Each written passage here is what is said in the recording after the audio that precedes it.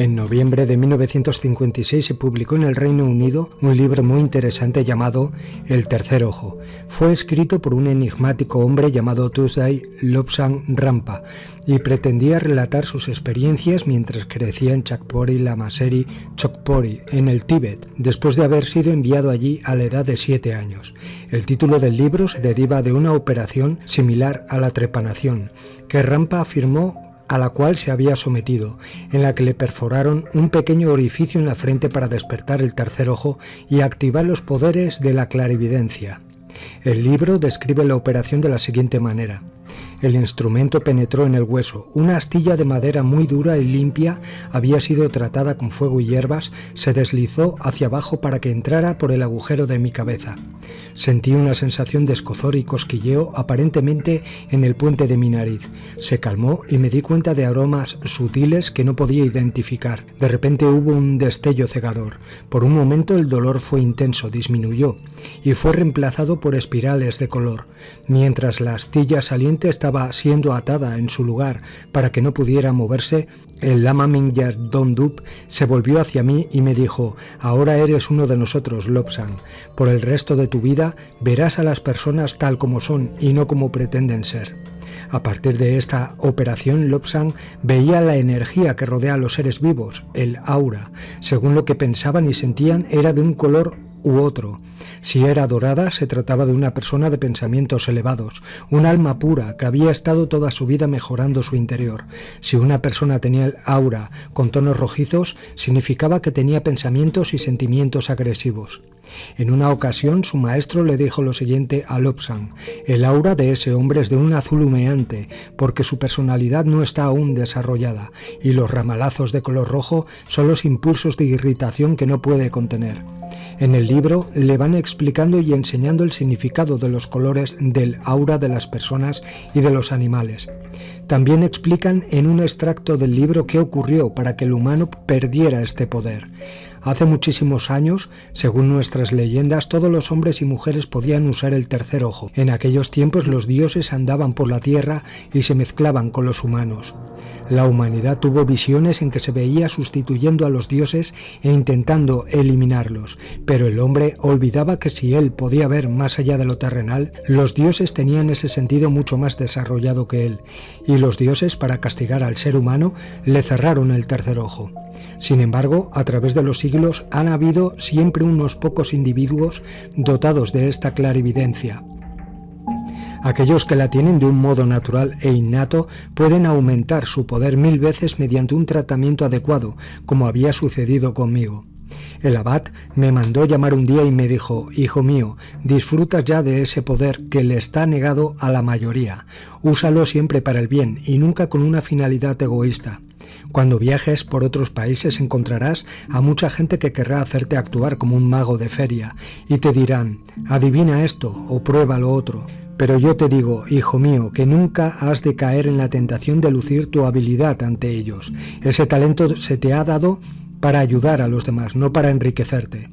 Todo aquello que veas por tu clarividencia, y verás muchas cosas, no lo reveles si ha de dañar a otros y perjudicar su camino en esta vida, porque el humano, hijo mío, ha de elegir su propia senda, y le digas lo que le digas, la seguirá. Debes ayudarlo en la enfermedad y el sufrimiento, pero nunca le revelarás lo que pueda alterar su elección de camino. Además, en el libro, Lobsang Rampa explica, entre otras cosas muy interesantes, su encuentro con yetis, y que se encuentra con un cuerpo momificado de él mismo de una encarnación anterior. También participa en una ceremonia de iniciación en la que se entera de que durante su historia temprana la Tierra fue golpeada por otro planeta, lo que provocó que el Tíbet se convirtiera en el reino montañoso que es en la actualidad. El episodio donde se encuentra con yetis dice lo siguiente: fuimos a las montañas de Changtang. El Dalai Lama había bendecido uno por uno a los 15 miembros de la expedición y todos partimos entusiasmados, montados en mulas.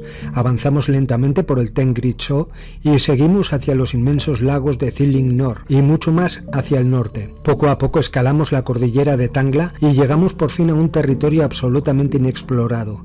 Es difícil decir el tiempo que tardamos, ya que el tiempo nada significaba para nosotros. No teníamos por qué apresurarnos, reservábamos nuestras energías para lo que luego había de venir. Aquella región cada vez era más elevada. Me recordaba el paisaje lunar que solía mirar por el telescopio del Potala, interminables cadenas de montañas y barrancos de una profundidad insondable. Aquí el paisaje era igual, montañas ligadas unas a otras, inacabablemente, y precipicios sin fondo.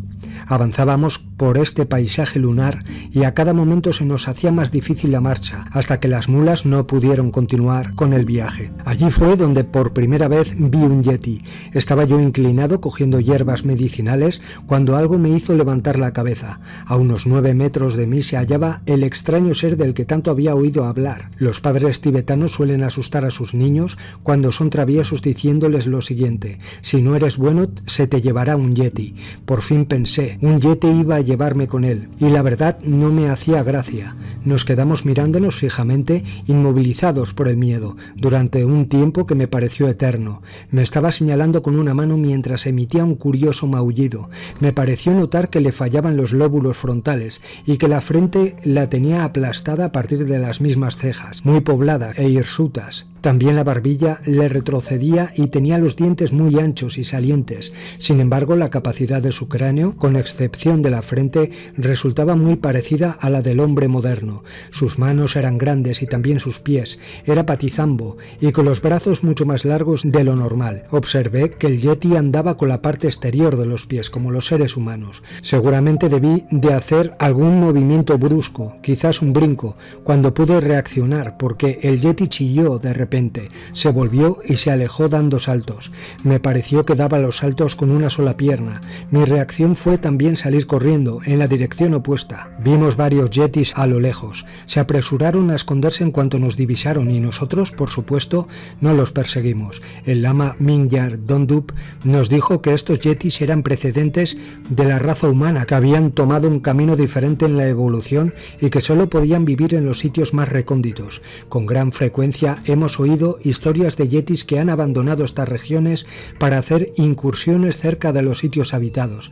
Se habla también de yetis machos que han raptado a mujeres solitarias. Quizá sea este el procedimiento que siguen para perpetuar su especie. Algunas monjas tibetanas nos lo han confirmado. Concretamente recuerdo que en un monasterio de monjas nos dijeron que una de ellas fue raptada por un yeti una noche en que se había alejado.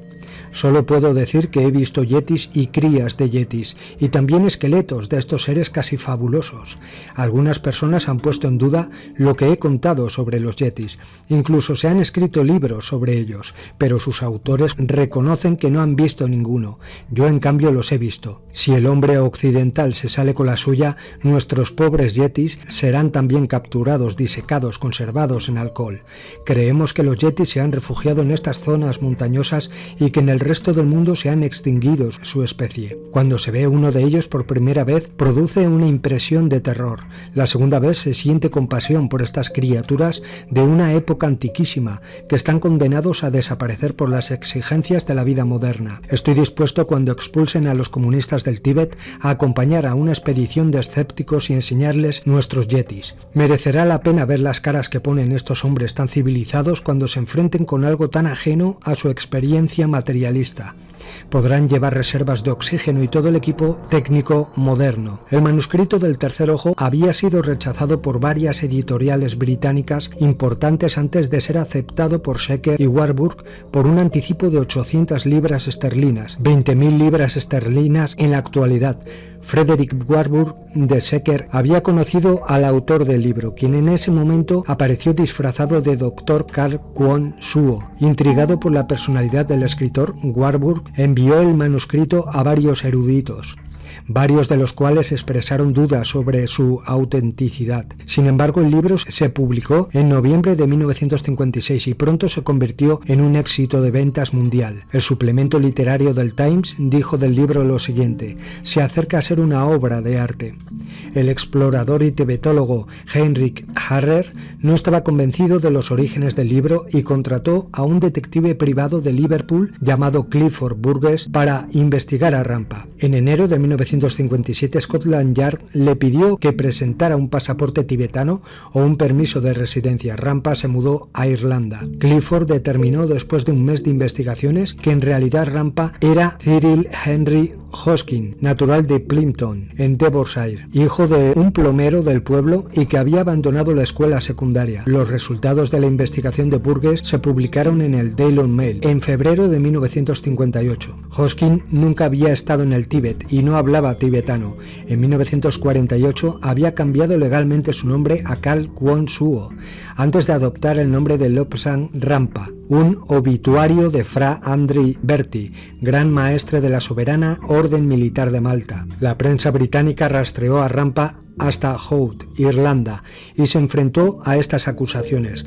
No negó que había nacido como Cyril Hoskin, pero afirmó que su cuerpo ahora estaba ocupado por el espíritu de Lobsang Rampa. Según el relato de su tercer libro, La historia de Rampa, se había caído de un abeto en su jardín en Thames Ditton mientras intentaba fotografiar un búho. Estaba conmocionado y al recobrar sus sentidos había visto a un monje budista con túnicas color azafrán caminando hacia él. El monje le habló de que Rampa se había apoderado de su cuerpo y Hoskin accedió, diciendo que no estaba satisfecho con su vida actual.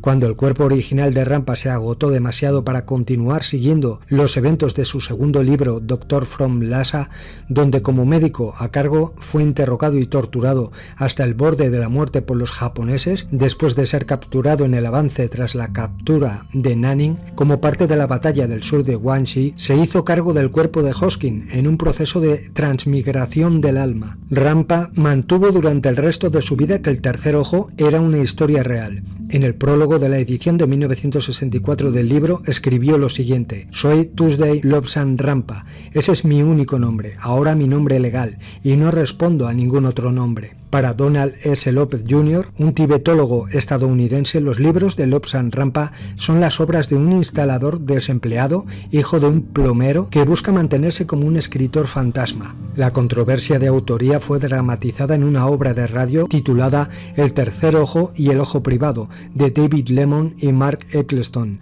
transmitida por primera vez por BBC Radio en agosto de 2012. Donald S. Lopez Jr., en Prisioneros de Shangri-La, del año 1998, señala que cuando discutió sobre Rampa con otros tibetólogos y budólogos en Europa, descubrió que el libro El tercer ojo era el primer libro que muchos de ellos habían leído sobre el Tíbet, y que para algunos fue una fascinación por el mundo que Rampa describió, lo que los llevó a convertirse en eruditos profesionales del Tíbet. López agrega que cuando dio el tercer ojo a una clase suya en la Universidad de Michigan, sin contarles sobre su historia, los estudiantes fueron unánimes en su elogio del libro, y a pesar de 6 semanas previas de conferencias y lecturas sobre la historia tibetana y religión, lo encontraron completamente creíble y convincente, juzgándolo más realista que cualquier cosa que hubieran leído anteriormente sobre el Tíbet.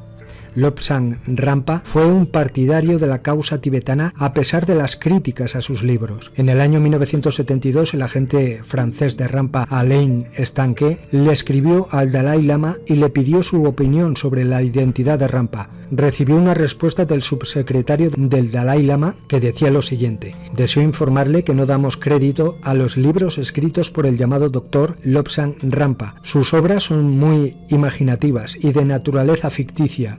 El Dalai Lama había admitido previamente que aunque los libros eran ficticios, habían creado una buena publicidad para el Tíbet. Lobsang Rampa pasó a escribir otros 18 libros que contienen una mezcla de material religioso y ocultismo. Uno de los libros, Viviendo con el Lama, fue descrito como dictado a Rampa por su gato siamés, llamado Señora Fifi Grey Whiskers, ante las repetidas acusaciones de la prensa británica de que era un charlatán y un estafador. Rampa se vio obligado a vivir en Canadá en la década de 1960. Él y su esposa, San Rap, se convirtieron en ciudadanos canadienses en 1973 junto con Sheila Rose Buttercup, quien era su secretaria, y Rampa la consideraba su hija adoptiva. Lobsang Rampa murió en Calgary el 25 de enero de 1981 a la edad de 70 años. Pues bien, charlatán o no, da igual. Sí que es cierto que algunas cosas que cuentan parecen delirios o fantasías, como lo de su gato,